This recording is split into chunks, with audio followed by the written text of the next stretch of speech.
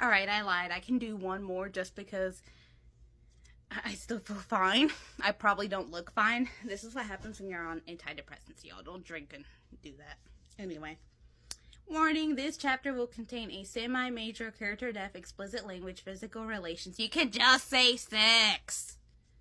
And other sensitive themes. Oh boy. Y'all need to start learning to say the words. I promise they're not gonna hurt you. When Alwyn dropped her off at the somewhat deep cave, she was in shock. The whole cave was full of soft blankets, fur, pillows, stuffed with more fur. It was nice and secluded on a mountain. As she walked into the cave, she noticed some black by reserve, Argonian blood wine, and some spiced wine as well. So, you're telling me this motherfucker is an interior designer and he knows his liquor? What is he, gay? Just kidding. I can make that joke. I'm bisexual. Anyway. Mirth cocked an eyebrow at his and looked at him skeptically. What's all the drinks for, Aldwin? Yeah, what are all the drinks for? Obviously, it's so you can get wasted and make stuff easier for both of you. How in Tallow's name did you get all of it anyway? She asked quizzically. Alwyn chuckled deeply. You may or may not find out soon, Novakin. As soon as you had explained your past experiences with Pete on the way to this currently sacred place, you can just say it's a fucking cave. I will warn you of something that may occur. Any Jor or Dova within 7 or more mountains may be drawn to you. I shall be 13 mountains away. Ooh, I wait to see if your sin has reached me. If so, I will be with you soon enough.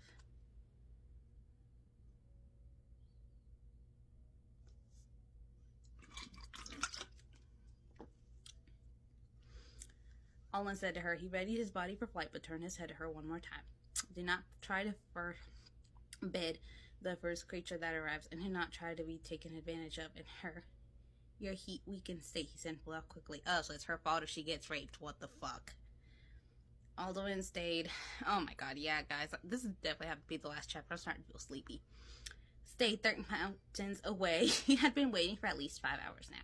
It was expected. Female Dova, who were fertile and desiring a lifelong mate, would go into 8 hours. After 8 hours of waiting. Que horror, que horror. Alwyn continued to wait for another 4 hours and hit him. Why is everything so oddly specific? Oh, Akatosh's scent was very strong to him. He could feel his mind numbing and something else growing. And his wings quickly flapping to get mirth quickly. He could sense that some Jorman and Dova were on their way to her. Alduin felt a protective rage surge through him. If they touched her, he'd eat his mortal soul. Dude. You barely fucking know her. She killed you. She literally said she just wants to bang you so she can have a baby. She don't care about you.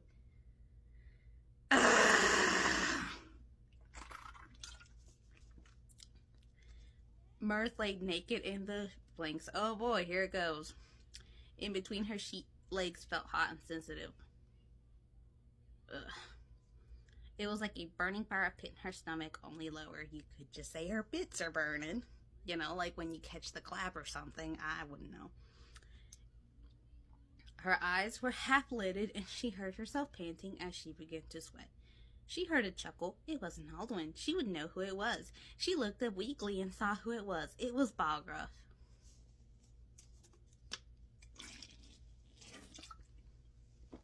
The fuck?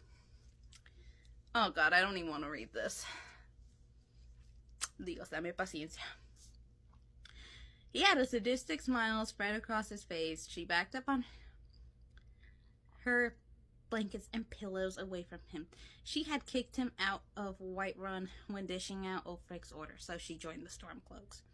So this is how he were to get his revenge. Okay, I'm not that drunk. He was to take her by force and humiliate her. This is so out of character, it's not even funny. Because, you know, if you've been playing Skyrim for a while, you know when you join the Stormcloaks and you have the battle for Whiterun, Balgruff does fight you, and he tells you, he was disappointed because he thought you were better. That's all he does. You can go to the Blue Palace and talk to him, and he never expresses full-on hatred for you. He's just like, shit, my people, what am I gonna do? And he kind of hints that he thinks he fucked up, but never anything like this. Also, having your female character get raped or sexually assaulted is not the girl boss moment you think it is. Because trauma like that is not something that should be used like that. Suddenly, Balgraf tackled Mirth, taking little strips. Oh, they were gonna get kinky. Forcibly tying them around the weakened Dragonsborn wrist and ankle, he chuckled darkly, glaring at her with a sick smile on his face. You smelled so sweet for being such a deceiving bitch, he said to her, and then slapped her across the face harshly, causing a bright red hand mark to form. Balgraf then turned his head towards the entrance of the cave. It was a loud roar. Alduin felt Mirth growing more uncomfortable in more ways than one. That was a shit move. Alduin sensed his mane to be in pain. Thankfully, it was not the pain of forced entrance. He could just say rape. It was the pain of being injured by this intruder. Alduin landed outside of a loud thud. He could already feel the Dovahkiin become slightly less worried for safety. He shouted something in Dova. Again, Dovazul. A shout Mirth had never heard before. Mirth, oh my god, this chapter is longer than the other ones, heard Alduin shout and scream loudly as Balgraf used his hands to forcibly spread her legs apart to show her dripping womanhood. I swear, y'all are scared of words, and I mean, I'm guilty for using substitutes, but it does not sound as hot as y'all think it does. Balgraf licked his lips and grinned. You will know a greater shame than I, Dragonborn. Again, this is like super out of character for him. Mirth looked up, still bound. Suddenly, a Daedric sword popped through the ex-Jarl's skull. Why would he use a Daedric sword? Mirth looked up, still bound, to see her savior. A man with long black hair, scruff on his face, pale skin with scars, the perfect amount of muscles, and his eyes were like rubies.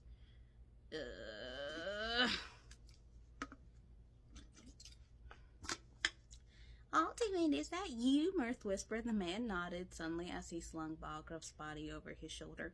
Wait one moment, Dovahkiin. I shall return once I get rid of this Jorthilth. You could have just said, Bill. One of these down. Fuck. He said and left the den. He returned and removed his ebony and dragonborn bone mixed armor. So, side note here, I can't repost it because the guy that draws it does not like his stuff being reposted. I will post a Tumblr link on this video below of what I would imagine Alduin's armor looking like, because he got it right, and y'all might like Alduin's version, that too. So, yeah. He then returned and I hoped I didn't keep you waiting too long, Dovahkiin. Mirth shook her head. You're just in time, Alduin, she said with a peaceful smile and lust-filled eyes.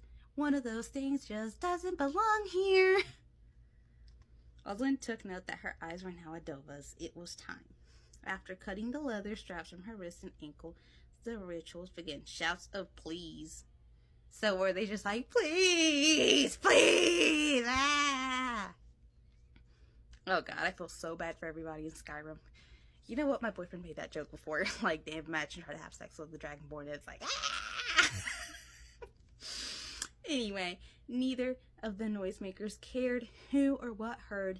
Nothing could stop them now. Their bodies fitting together perfectly. Damn, no foreplay or nothing. Just straight to the PIV.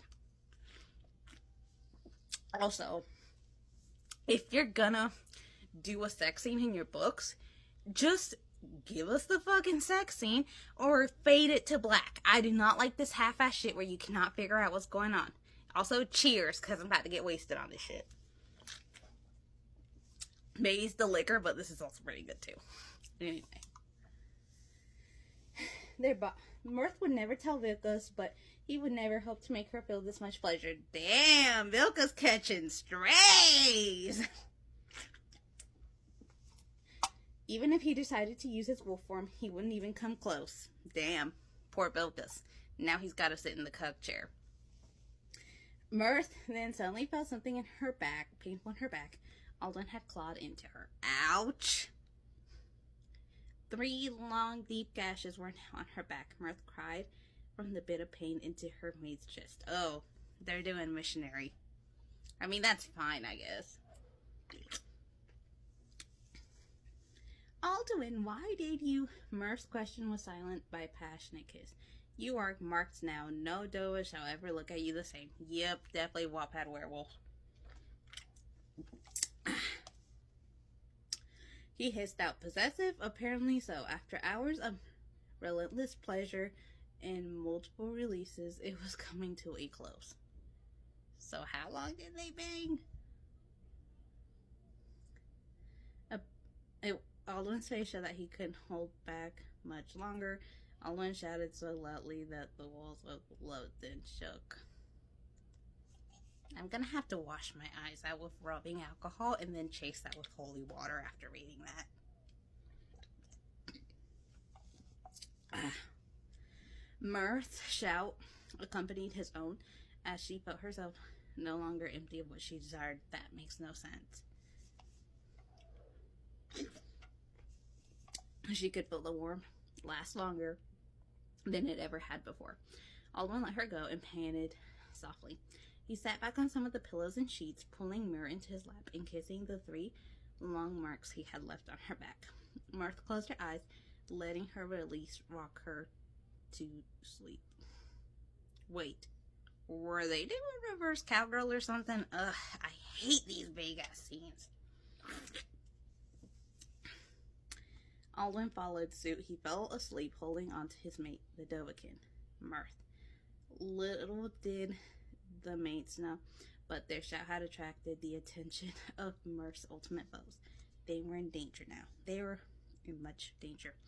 Also, I thought you guys might find this funny, but some of the comments were, what am I reading? Bruh. I have Dragon Lemon. They went at it like dogs. There's gonna be sex? I forgot who Jarl Balgruuf was. Jarl Balgruuf. I swear, Vilkas, if you die on me. Does this author know that dragons are all male and reproduce asexually? Oh, my eyes. I'm so sorry, guys. Anyway, that concludes tonight's shit because I can already feel myself getting buzzed and I do not like that, so.